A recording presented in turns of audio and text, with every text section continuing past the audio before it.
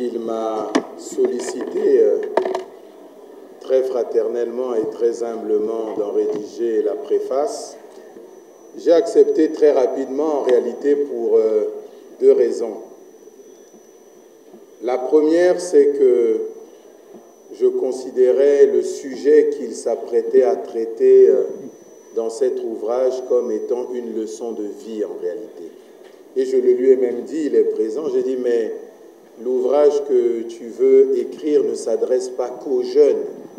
En réalité, cet ouvrage est une leçon de vie pour chacun d'entre nous, parce que lorsque je t'écoute décliner les différentes thématiques ou les différents chapitres que tu veux aborder, en réalité, chacun de nous peut aisément se retrouver dans ces différents chapitres. Et il l'a dit, dans la préface, je parle effectivement de cet auteur britannique d'origine russe, Viktor Serebriakov, mais en réalité, nous ici au Congo, nous avons un cas d'école que nous côtoyons d'une certaine façon tous, jour après jour, qui est un exemple de volonté, de résilience, de combativité, d'inspiration, c'est le président de la République.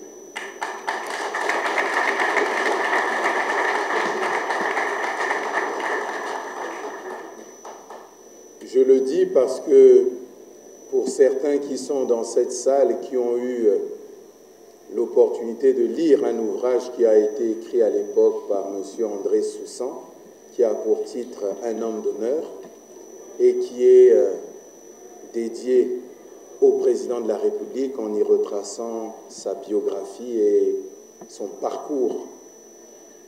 Vous retrouverez dans cet ouvrage en réalité l'exemple même de la résilience lorsque vous reprenez cette histoire qui est connue aujourd'hui de tous les Congolais.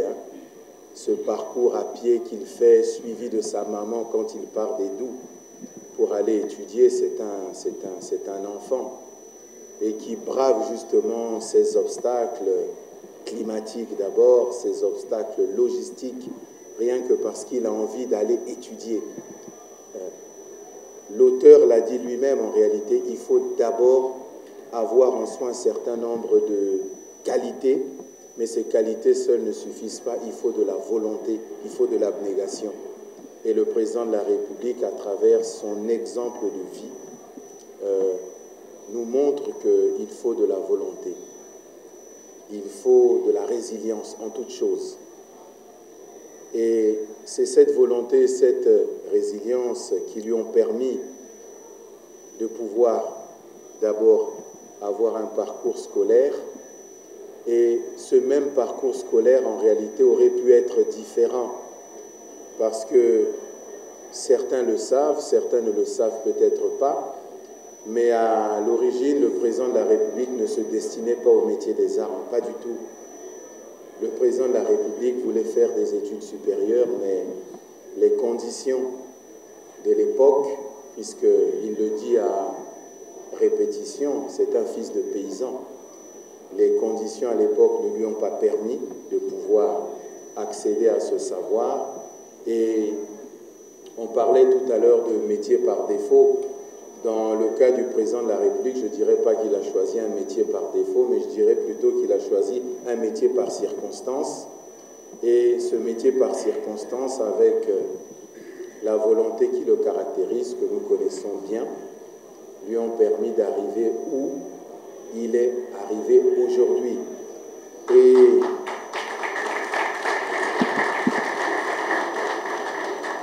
tout ça pour dire que, en réalité, ce livre nous parle à tous. Et c'est pour cela que j'ai choisi de le préfacer. Je parle bien entendu du clin d'œil qu'il me faisait, puisque la Fondation Perspective d'Avenir, en elle-même, dans ses fonds baptismaux, reprend un peu la thématique de cet ouvrage, à savoir accompagner les jeunes issus des milieux les plus difficiles à avoir une formation, à avoir des bourses d'études et à les accompagner à s'accomplir et à se développer intellectuellement et professionnellement.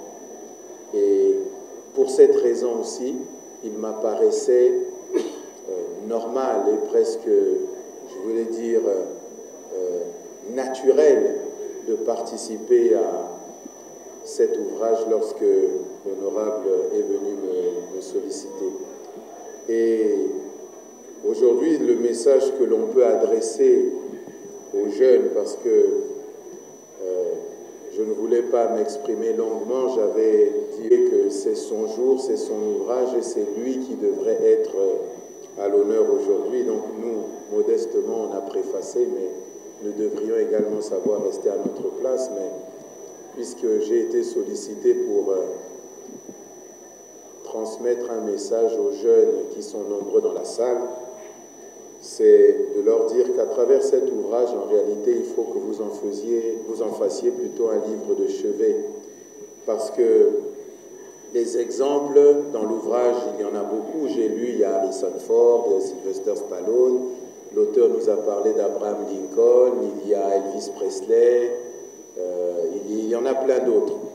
Mais je pense que ce qu'il faut retenir à travers cet ouvrage, c'est la volonté, la résilience de ne laisser personne, je dis bien personne, vous faire croire que vous ne pouvez pas réussir et atteindre les objectifs que vous vous assignez.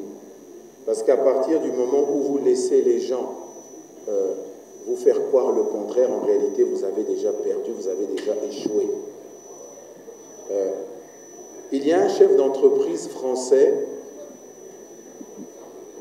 qui est plus ou moins de la même génération que moi, que j'aime beaucoup citer, parce qu'en réalité, il recoupe un peu les différents principes que nous avons entendus énoncer ici par l'auteur. C'est M. Marc Simoncini. Certains, en réalité, connaissent peut-être sa plateforme de rencontre qui s'appelle Mythique. Et ce chef d'entreprise français, en réalité, quand vous reprenez un peu son histoire, il a eu un parcours scolaire, je dirais, assez heurté ou plus ou moins compliqué, fait de redoublement, de rattrapage. Et il n'était peut-être pas au même niveau qu'Abraham Lincoln, mais il avait énormément de difficultés et ses parents pensaient qu'il ne réussirait pas dans la vie.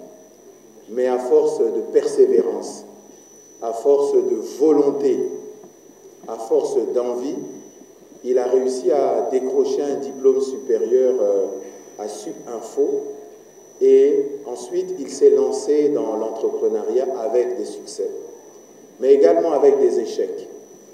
Mais les échecs ne lui ont pas fait baisser les bras, il a continué dans le secteur de l'entrepreneuriat. Nous l'avons dit ici, pour être un entrepreneur, il y a des échecs, mais il faut savoir se relever et continuer. Et à force de résilience, il a réussi à mettre en place la fameuse plateforme à succès, la plateforme de rencontre Mythique, qui est aujourd'hui une très très grosse entreprise française. Tout ça pour dire, avant de conclure mon propos, c'est que le message important à retenir en parcourant cet ouvrage, c'est de ne jamais baisser les bras, de toujours croire en ses rêves, de croire en ses potentialités, de ne laisser jamais les personnes vous décourager de ce que vous voulez accomplir dans la vie. Chacun de nous ici, assemblés, réunis dans cette salle, a des rêves, a des ambitions, il faut y croire, parce que lorsque nous croyons en ces rêves, nous croyons en nos ambitions, et je pense qu'avec la volonté, avec le travail, nous les atteignons. Et c'est le message principal que je pouvais porter à l'endroit de la jeunesse ici aujourd'hui, c'est de ne jamais baisser les bras et de toujours continuer à avancer. Même lorsque vous tombez, relevez-vous, avancez, et de toute façon, le succès est toujours l'aboutissement d'un effort. On n'obtient jamais rien dans la vie facilement, il faut le savoir. Tout ce que l'on obtient, on l'apprécie de façon beaucoup plus affirmée lorsqu'on s'est battu pour l'obtenir. et la victoire est parfois beaucoup plus belle lorsque l'on se bat. Lorsqu'on vous donne quelque chose, que ce soit de l'argent, que ce soit un poste, très souvent vous le perdez très vite. Faites l'expérience dans vos propres vies, vous le dépensez vite ou vous le perdez très vite. Mais lorsque vous vous êtes battu pour quelque chose, vous avez tendance à l'apprécier, à mieux le conserver, à le chérir. L'exemple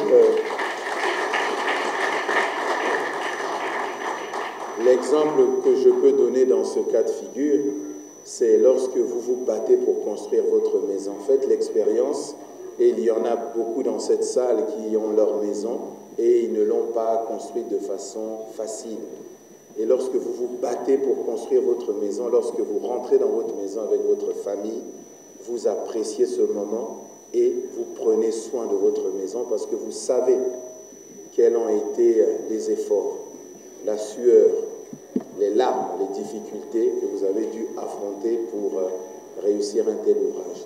Donc en réalité, c'est le message que je peux porter à l'endroit de la jeunesse et je pense que ce message rejoint fortement les différents chapitres qui sont abordés au travers de cet ouvrage et j'espère que tous nous prendrons plaisir à le lire, à l'intégrer et à en faire, comme je l'ai dit, un ouvrage de chevet pour nous aider à avancer dans notre vie de tous les jours et je vous remercie.